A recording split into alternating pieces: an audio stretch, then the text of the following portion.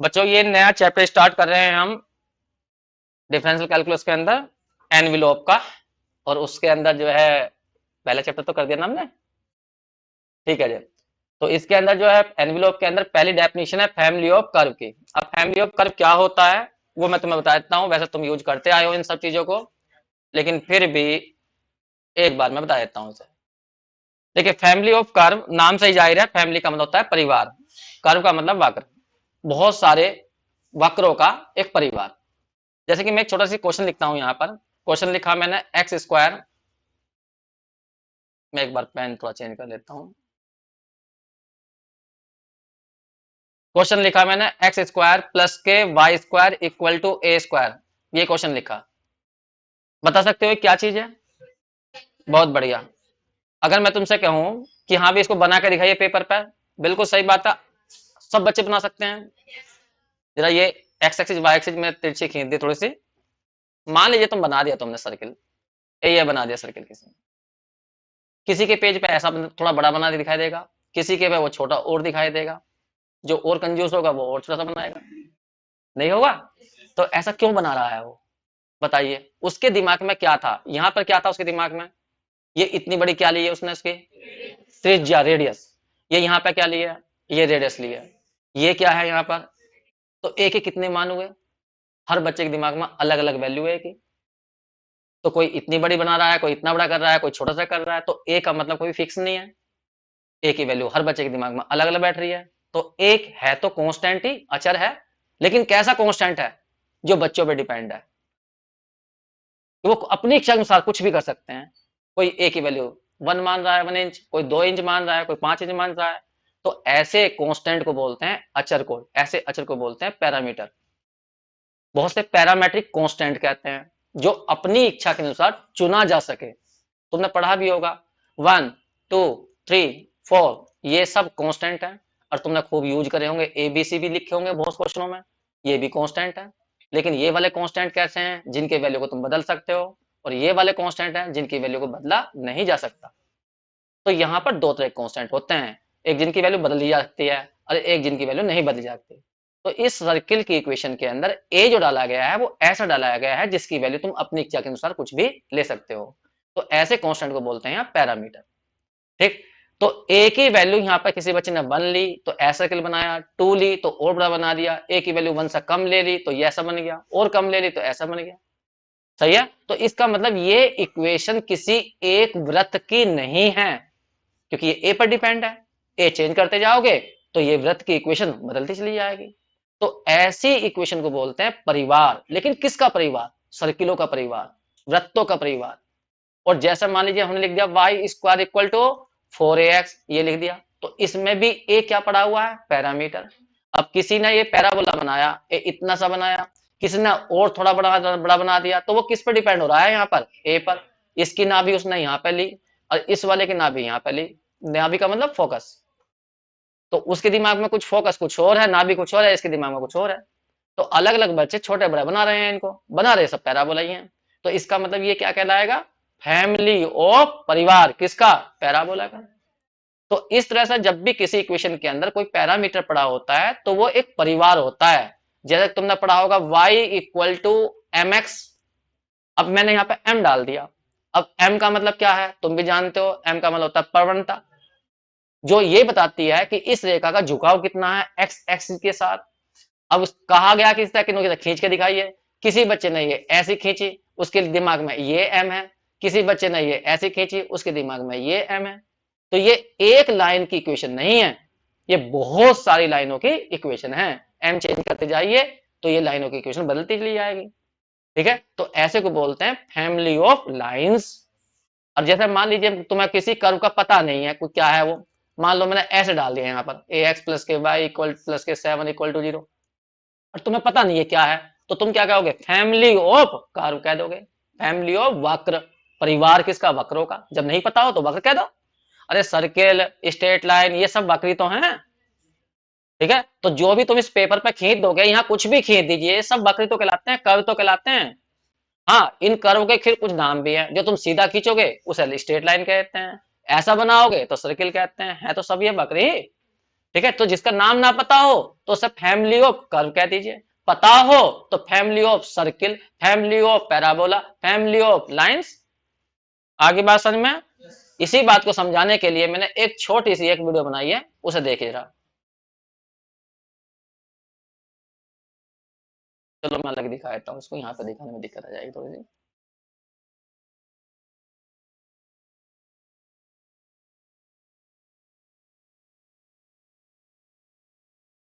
ये एक सर्किल दिखाई दे रहा है, ठीक है। फिलहाल इसकी रेडियस कितनी है यहाँ से यहाँ तक की देखो, 1 है, लिखा भी मैंने a इक्वल टू 1। जूम कर दूं इसे, ये दिखाई दे रहा है?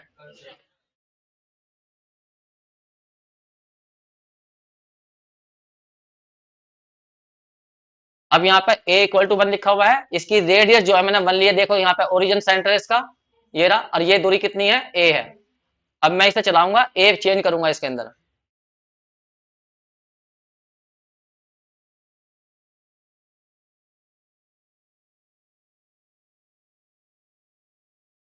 a चेंज होती जा रही है, अलग अलग सर्किल बनते जा रहे हैं, तो ये क्या कहलाएगा, पूरा का पूरा फैमिली ऑफ सर्किल्स।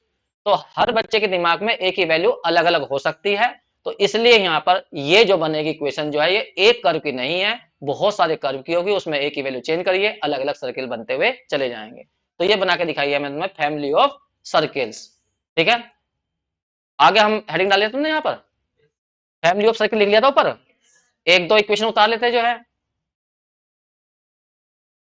एक बार लिख लीजिए, एक बार थोड़ा सा जो है, जिससे कि तुम्हें थोड़ा ध्यान रहे। फैमिली ऑफ सर्किल लिख के और एक इक्वेशन लिखो, x square plus y square equal to a square. सही से लिखवा देता हूं मैं,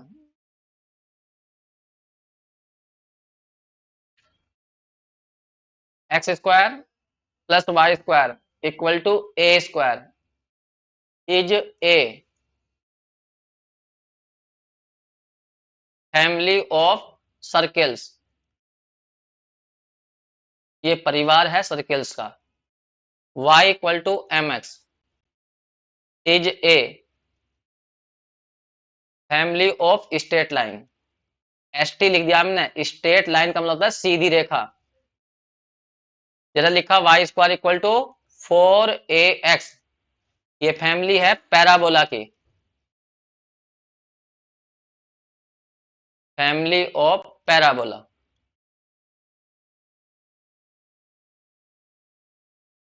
इसमें जो a है, m है, ये कहलाते हैं पैरामीटर। ये मैंने एग्जांपल दिया है तुम्हें एक पैरामीटर की, लेकिन तुमने देखा होगा बहुत सारे क्वेश्चनों के अंदर दो पैरामीटर होते हैं, जैसा कि तुमने पढ़ा होगा y equal to m x plus c, तो इसमें दो पैरामीटर हैं, एम बी और सी बी। अभी हम बात करेंगे केवल एक पैरामीटर की, क्योंकि पहली एक्सरसाइज हमारी एक पैरामीटर की है। चलिए, ठीक जी। अब लिखोगे एनविलोप ऑफ एंड इवेल्यूट, ये चैप्टर का मेन नाम है। अभी उसके बाद में आगे बढ़ेंगे। देखिए मेन जो डेफिनेशन है वो है एनविलोप, चैप्टर का नाम है एनविलोप एंड इवेल्यूट। हम बात करेंगे सबसे पहले एनविलोप की, तो मैंने लिखा यहाँ पर एनविलोप क्या है। Envelope of the family of curve is the curve, उसका नाम रखा मैंने c, which touch every member of the given family of the curve. और यहाँ पे लिखी लिखी मैंने फैमिली जो है वो किसकी लिखी, एफ, एक्स, वाई और एल्फा। इसके अंदर देखिए इक्वेशन के अंदर एक्स भी आ रहा है, वाई भी आ रहा है, और एक आ रहा है एल्फा। तो एल्फा यहाँ पर पैरामीटर है, एल्फा की वैल्यू चेंज करते जाएंगे तो एक परिवार होगा बहुत सारे कर्व का। अब वो किस क्या कर्व है वो तो क्वेश्चन पर डिपेंड करता है। फिर सुन लीजिए, देखिए यहाँ पे लिखा है एनवेलोप है क्या, कोई भी एक परिवार होगा, ठीक। ऐसा तुम्हें कोई कर्व ढूंढना है, ऐसा कोई वक्र ढूंढना है जो उस परिवार के सभी मेंबरों को, प्रत्येक सदस्य को क्या करता हो, टच करता हो, स्पर्श करता हो। अगर ऐसा तुम कोई कर्व ढूंढ देते हो तो उस कर्व को उस फैमिली का एनविलोप कहते हैं। अब जैसा मान लीजिए, मैंने रफली कह रहा हूं मैं, तो एक मैंने ये कोई एक मिनट के लिए मान लीजिए ये हमारी एक लाइन है, या मैं लाइन ड्रॉइंग की जो कर देता हूं,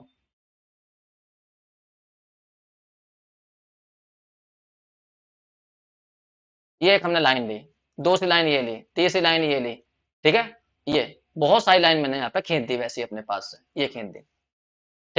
ये मतलब किससे बनाई है मैंने, वो भी तुम्हें बताता हूँ। मान लीजिए कोई हमारी फैमिली है, ये y इक्वल टू क्या, mx वाली, और मैंने m की वैल्यू बदलता गया, और उन ये लाइन नई नई बनती गई, और उन्हें मैं खींचता चला गया।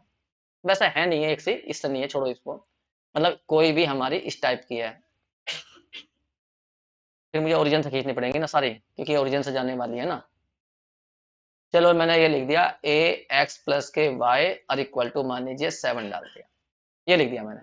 ठीक, अब इसमें ए क्या है हमारा यहाँ, पैरामीटर। ए की वैल्यू बदलते जाइए तो ये लाइन की इक्वेशन बदलती हुई चली जाएंगी, और उनमें से मैंने रफली खींची है। मान लीजिए एक लाइन तो ये बनी, एक ये बनी, एक ये बनी, एक ये बनी, तो ये क्या कहलाएंगे, इस फैमिली के सदस्य। जब ए की वैल्यू तुमने बन रखी इसमें, तो ये लाइन बनी, तो ये इसका एक सदस्य है, ये इसका एक सदस्य है, ये वाला इसका एक सदस्य है। अब तुम्हें एक ऐसा कर्व बनाना है जो इन सभी सदस्यों को टच करता हो। कोई भी कर्व बना दीजिए। मान लीजिए हमने एक कर्व यहाँ से बनाना शुरू करा, ये टच कर गया, फिर दूसरा ये कर्व यहाँ से चला गया, इसे भी टच कर गया, इसे भी टच कर गया, इसे भी टच कर गया, इस तरह से, और फिर इसे भी टच कर जाता है। ठीक, तो ये जो कर्व बना रहे हो तुम, तो इसी कर्व को बोलते हैं क्या, एनविलोप। किसी फैमिली का एनवलप का मतलब यही है कि ऐसा कर्व जो किसी फैमिली के प्रत्येक मेंबर को टच कर दे। ठीक है, तो ये यहाँ पे मैं चित्र बनाया, तो देखो यहाँ पे लाइन ली मैंने y बराबर एम एक्स प्लस 1/m। तो इसमें m जो है वो पैरामीटर है, m की वैल्यू यहाँ पे चेंज करते जाओगे तो ये नई नई लाइन बनती जाएंगी, और इन सब लाइनों को मैंने यहाँ पे हरे कलर से खींच के दिखाया। एक लाइन ऐसी बनी, दूसरी ऐसी बनी, तीसरी ऐसी बनी, ये बनी, इतनी सारी लाइन। अब ऐसा कर ढूंढना है जो इन सभी लाइनों को क्या करता हो, टच। तो ये बनाया मैंने पैराबोला। ये पैराबोला ऐसा है जो प्रत्येक लाइन को, चाहे कोई सी लाइन को देख लो, हर लाइन को टच कर रहा है। ठीक, तो ये वाला जो कर्व है पैराबोला, वो इस फैमिली का क्या कहलाएगा, एनविलोप कहलाएगा। समझ में आ गई बात तुम्हें। एक बार मैं तुम्हें इसे करके भी दिखा देता हूं। हमने यहाँ पर एक ये वीडियो बनाया है, इसे ध्यान से देखना। मैंने लाइन ली है बहुत सारी, ठीक, और उन लाइनों को फिर टच करने वाला एक कर्व बनाया है। जो रेड वाली है उसको ध्यान रखना, लाइन जो बनी हुई है दिखाई दे रही है। हाँ, अब मैं इसे अलग अलग जगह घूमते हुए दिखा रहा हूँ। घूमते हुए का मतलब जो है, इसकी जो इक्वेशन है उसमें चेंज कर रहा हूँ, और ये अलग अलग टाइप में ये इक्वेशन बन रही है, दिखाई दे रही बनती हुई। ठीक, अब मैं इन सबको अलग अलग जो दिखा रहा हूँ ना इनको, अब सबको मैं अलग अलग शो भी कर दूंगा, देखो थोड़ी देर में।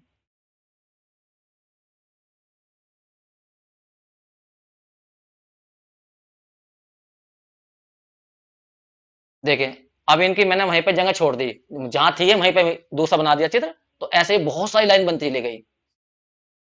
हाँ बिल्कुल सही बात। अब ऐसा कोई कर्व बनाना है जो इन सभी लाइनों को टच करता हो, तो वो क्या बन रहा है अंदर की ओर, देखो एक सर्कल बन गया।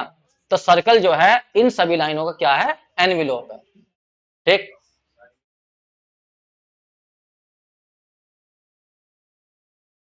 और देख लीजिए, एक और है।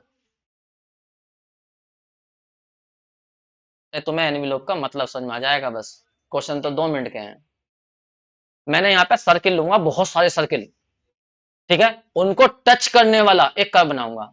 तो जैसे मैंने एक सर्किल दिखाया था फिलहाल, हरे वाला ये दिखाई दिया तुम्हें। ठीक, अब मैं इसे चलाऊंगा, बहुत सारे सर्किल बनेंगे। वैसे इसकी इक्वेशन ये वाली है, ऊपर जो लिखी हुई है दिखाई दे रही होगी। मैं बोल देता हूँ x square plus y square minus के 2ax कोस एल्फा और माइनस के 2ay साइन एल्फा। इसमें ए तो फिक्स है, ए की वैल्यू नहीं बदलनी, यहाँ पर एल्फा की वैल्यू बदली गई है, मतलब एल्फा इसमें पैरामीटर है। एल्फा को चेंज करना, तो जैसे मैं अल्फा को वैल्यू अलग अलग बदलता रहूंगा, तो ये नए नए सर्किल बनते जाएंगे, बहुत सारे सर्किल बन जाएंगे। फिर ऐसा कर्व ढूंढना है जो उन सब सर्किलों को टच करता हो। तो वो मैं यहाँ पहले सर्किल दिखाऊंगा, फिर उसके बाद में अपने आप ही तुम समझ जाओगे कि वो कर्व होगा क्या।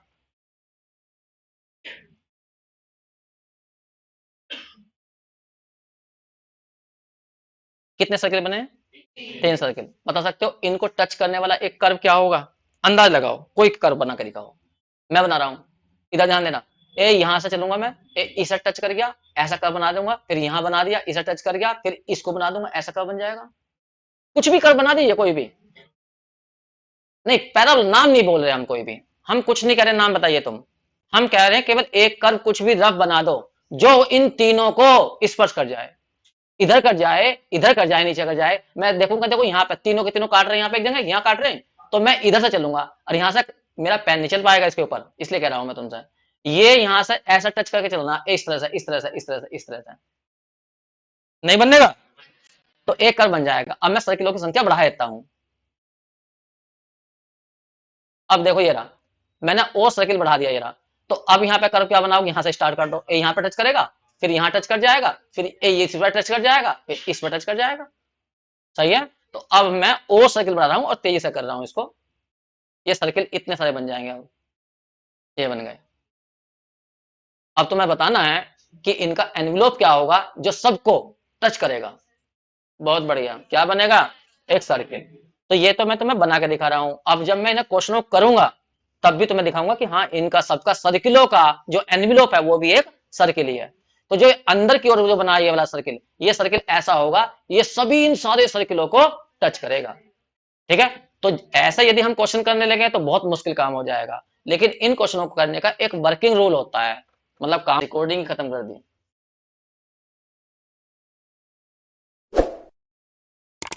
देखो बच्चों, हमने जो अभी तुम्हें बताया कि भाई एनवेलोप क्या चीज होती है, लेकिन उस तरह से क्वेश्चन करना बड़ा मुश्किल काम है कि फैमिली के सारे मेंबर निकाले जाएं, फिर सोचा जाए ऐसा कर्व कौन सा बनेगा जो सबको टच करेगा। इसके लिए एक वर्किंग रूल है। वो रूल क्या है, ये लिखवाया मैंने कि स्टेप नंबर 1, मान लो कोई फैमिली है एफ एक्स वाई एल्फा। इसका मतलब इसमें पैरामीटर कौन है, एल्फा। एल्फा की वैल्यू बदलते जाइए तो इस फैमिली के मेंबर निकलते हुए चले जाएंगे। तो हमने क्या कहा स्टेप 1 में, इसको तुम डिफरेंशिएट करो, किसके सापेक्ष, जो पैरामीटर हो उसके सापेक्ष। इसे बोलते हैं हम पार्शियली डिफरेंशिएट करना। तो तुम्हें पार्शियल का चैप्टर तुमने पढ़ा होगा, अगर नहीं पढ़ा तो वीडियो जाकर देखिए। उस वीडियो में सारा बताया नहीं हमने, पार्शियल का चैप्टर डाला। हाँ, तो पार्शियल का वीडियो डाल रखा है हमने, तो उसमें देख लेना एक बार। फिर भी बताऊंगा मैं भी, क्वेश्चन करेंगे। तो पार्शियली डिफरेंशिएट करना है किसके रिस्पेक्ट में, अल्फा के। इसका मतलब जिसके रेस्पेक्ट में डिफरेंशिएट करते हैं उसके अलावा बाकी सब क्या होते हैं फिर, कांस्टेंट। ठीक है। तो एक्स वाई क्या रहेंगे हमारे लिए यहाँ पर, कांस्टेंट। बस हम अल्फा पे ध्यान देंगे और किसी पे ध्यान नहीं देंगे। तो उसे हमें डिफरेंशिएट करना है किसके रेस्पेक्ट में, अल्फा के। तो एक नई समीकरण बन जाएगी। एक समीकरण तो ये दी हो गई, एक ये बन जाएगी हमारी। फिर इन दोनों इक्वेशन से किसी भी तरीके से अल्फा को खत्म करेंगे। एलिमिनेट करने का मतलब होता है समाप्त करना। तो अल्फा को खत्म कर दीजिए इस इक्वेशन से और इस इक्वेशन की हेल्प से। मतलब ऐसी समीकरण बनाइए जिसमें अल्फा ना आए। समझ में आगे बात तुम्हें। तो बस जो तुम्हारी इक्वेशन बनेगी वो ही तुम्हारी एनवेलोप होगी इस फैमिली की। ये लिखा मैंने, एलिमिनेट पैरामीटर अल्फा, अल्फा को खत्म कर दीजिए इसमें और इसकी सहायता से। तब वी गेट, तब हमें मिलेगी, रिक्वायर्ड का मतलब होता है अभिष्ट, जो हम निकालना चाहते हैं, envelope of the given family of का। ठीक है। एक नोट भी लिखवाया, अगर कभी ऐसा क्वेश्चन मिल जाए तुम्हें कि अल्फा में वो इस टाइप का बन रहा हो, अल्फा में क्या बन रहा हो, क्वाड्रेटिक द्विघातीय बन रहा हो, अल्फा में जो पैरामीटर है उसमें वो द्विघातीय बन रहा हो, तो फिर तुम ऊपर का मेथड मत लगाना, फिर ये लगा देना बी स्क्वायर माइनस के 4ac बराबर 0। तो बी कौन होगा, जो अल्फा को कोफिशिएंट है, ए कौन होगा, जो अल्फा स्क्वायर का होगा, और जो पीछे बचेगा वो सी होगा। बस इसमें भर देना। मतलब इससे करना ऊपर वाले से करना या इससे कर देना, एक ही बात है। सही है। इसे शॉर्टकट है बस ये, कि अगर कभी ऐसा क्वेश्चन दिखाई दे जाए तो तुरंत ये लिख देना। ठीक है। एक बार मैं थोड़ा सा और बता देता हूं, देखिए ध्यान दीजिए, कभी कभी तुम क्वाड्रेटिक गलत समझ जाओ। यहाँ पे ध्यान देना, जो हमने नीचे लिखा ना शॉर्टकट, जो लिखा नोट डाल के जो लिखा, इसकी बात कर रहा हूं फिलहाल मैं। मान लो अल्फा पैरामीटर है ए, इस टाइप का मान लीजिए, ऐसा है, कहीं पर आ गया टेन अल्फा का स्क्वायर, अब प्लस के आ गया 2 tan अल्फा, यहाँ एक्स भी डाल दो इसके साथ में, एक्स डाल दिया यहाँ, अब प्लस के डाल दिया वाई और इक्वल टू मान लीजिए 0। तो ये अल्फा में पैरामीटर है, तो मतलब अल्फा भी यहाँ पर पूरी इक्वेशन के अंदर पैरामीटर है, तो ये इक्वेशन भी इसी टाइप की मानी जाएगी। तो इसकी तुलना जब करोगे तो ए टेन अल्फा का square plus b tan alpha, मतलब अल्फा ना आकर टेन अल्फा भी आ जाए ना, तो भी तुम्हें इसी तुक्के को लगाना है। तो बताओ इसमें ए कौन हुआ, ए का मतलब 1 हुआ, बी का मतलब 2 हुआ, 80 का मतलब क्या हुआ, वाई। तो एनविलोप क्या बनेगी, एनविलोप बन जाएगी, हाँ बी स्क्वायर माइनस के 4ac, या B square equal to 4ac कर देना। बताओ बी की वैल्यू कितनी बैठ जाएगी, 4, यहाँ आ जाएगा 4, और यहाँ 4, ए की वैल्यू 1, 80 की वैल्यू वाई, यही आ गई। यहाँ पे बी की वैल्यू 2x थी, है बी की वैल्यू 2x है, तो यहाँ पे हो जाएगी 4x स्क्वायर। बट जो ये क्वेश्चन बचेगी, क्या बचेगी, 4 से 4 कट गया, तो x square equal to y. बस ये ही एनविलोप है, यही एक ऐसा कर्व होगा जो इस फैमिली के प्रत्येक मेंबर को टच करेगा। मतलब जरूरी नहीं कि यहाँ पे अल्फा है, तो टेन अल्फा भी हो सकता है, तो तब भी ये तुक्का लगा सकते हो तुम। अगर ये तुक्का समझ में ना आए तो ऊपर वाले से करना, फिर क्वेश्चन को क्या करना है, उसे पहले अल्फा के रेस्पेक्ट में डिफरेंशिएट करना है, फिर अल्फा खत्म करना है। तो मैं एक क्वेश्चन तुम्हें एक्सरसाइज का करके दिखा देता हूँ कैसे कैसे करना है, करें? ठीक जी। इसे रफली वैसे नोट कर लो इसको भी जल्दी से, कि अगर 10 में आ गया तो भी क्वेश्चन। तो एक क्वेश्चन लिया है हमने y equal to m x plus a m square, और इसमें जो m है वो पैरामीटर है। m क्या है यहाँ पर? पैरामीटर। तो बस m को खत्म करने पर ध्यान देना। देखिए पहला मेथड लगाओगे तो m के रेस्पेक्ट में से डिफरेंशिएट करो, और दूसरा मेथड लगाओगे शॉर्टकट वाला, तो m में एक क्वाड्रेटिक होनी चाहिए, द्विघातीय है। तो सोचो यहाँ m आ रहा, यहाँ m स्क्वायर रहा। यदि हम y इक्वल टू मतलब mx को इधर लाएं तो y माइनस क्या बन जाएगा? mx बन जाएगा, और यहाँ हो जाएगा under root one plus m square. अब मैं दोनों तरफ का स्क्वायर कर दूं तो m की ज्यादा ज्यादा पावर कितनी आएगी? दो ही तो आएगी, तो ये m में क्वाड्रेटिक बन जाएगी। तो इसे शॉर्ट कर सकते, तुम कर सकते हो जो नोट लिखवाया था। तो मैं दोनों तरफ का क्या कर रहा हूँ यहाँ पे? स्क्वायर। जरा स्क्वायर करके दिखाओ। तो यहाँ आ जाएगा वाई स्क्वायर, यहाँ हो जाएगा एम स्क्वायर एक्स स्क्वायर, और माइनस क्या जाएगा? 2m xy, और इक्वल टू बन जाएगा ए स्क्वायर, और ब्रैकेट में 1 प्लस एम स्क्वायर। सबको एक साइड में ले आओ और मुझे एम स्क्वायर के छांट के दिखाओ कहाँ कहाँ है। एक तो ये रहा एक्स स्क्वायर, और देखो एक ये रहा, ए के अंदर गुणा हो गई तो माइनस के ए स्क्वायर, ये रहा। फिर छांटो एम वाले कहाँ कहाँ पर है। एम वाला केवल ये है, माइनस के 2xy। और अब छांटो वे जिनमें एम नहीं है। तो एक तो पहले वाला है वाई स्क्वायर, और कौन सा है? एक यहाँ आएगा माइनस के ए स्क्वायर। अब देखो ये एम में क्या बन गई? क्वाड्रेटिक। तो ये शॉर्टकट हो सकती है, इसको ऐसे लिख सकते हो तुम, a square a m square plus k b m, अब प्लस के कितना? सी। तो इससे तुलना करो, बताओ ए कितना आया? एक्स स्क्वायर माइनस के ए स्क्वायर, और बी कितना आया? माइनस के 2xy, और सी कितना आया? वाई स्क्वायर माइनस के ए स्क्वायर। अब मेथड लगा दो, हमारा क्या था? एनविलोप बैठेगी ये, envelope b square equal to 4x, बस इसमें भर दीजिए। तो बी की वैल्यू ये रही, कितनी हो जाएगी? 4, और यहाँ आ जाएगा x square y square equal to 4, और ए की वैल्यू कितनी है? ब्रैकेट में एक्स स्क्वायर माइनस के ए स्क्वायर, ये रहा, यहाँ पे ए स्क्वायर है ये, और इंटू में सी कितना है? वाई स्क्वायर माइनस के ए स्क्वायर। थोड़ा बहुत सही करके लिख दियो, जरा 4 से 4 कट जाएगा, अंदर आपस में गुणा कर दियो तो कुछ कट जाए ठीक है, वरना जितना है उतना लिख दियो। बस यही इसका आंसर है। ठीक है, तो एनविलो पे क्वेश्चन बहुत आसान है बच्चों। हमने एक क्वेश्चन लिया है 2 का fourth part, y equal to m x plus a m की पावर p, जिसमें m पैरामीटर है। अब ये m की पावर p हो गई, तो ये द्विघात तो बन नहीं सकती। अरे द्विघात होती है m की पावर 2 में, तो शॉर्टकट तो लगने का नहीं। अब बड़े तरीके से ही करना पड़ेगा। बड़ा तरीका क्या कहता है? इसे डिफरेंशिएट करो, और वो भी किसके रेस्पेक्ट में? जो पैरामीटर है उसके रेस्पेक्ट में। तो डिफरेंशिएट करना है तो मैं विद रेस्पेक्ट टू किसके? m के। तो बाकी सब क्या रहेंगे? अचर राशि। तो y का क्या होगा? 0, m का क्या होगा? 1, क्या बचेगा? x। यहां बताओ a p, m की पावर p माइनस 1, बस, और कुछ नहीं लिखोगे। अब भी समझ में नहीं आया तुम्हें?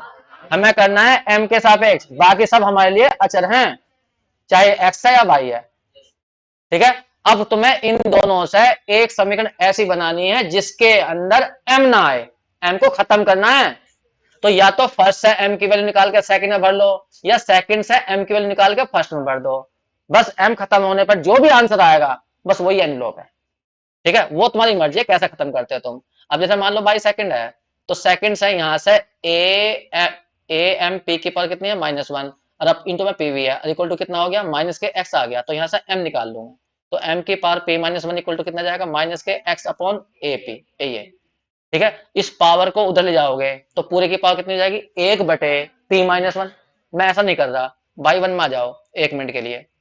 जब y1 में आओगे तो मैं यहाँ पर पूरे में यहाँ पर m कॉमन लूंगा, तो m कॉमन लेने पे क्या बन जाएगा मेरा? x अब प्लस a, और यहाँ m की पावर कितनी जाएगी? p-1। तो मैं हर जगह ऐसी पावर बना लूंगा, क्योंकि जब मैं इसको इधर ले जाऊंगा ना तो अजीब सी पावर लगेगी 1 बटे करके।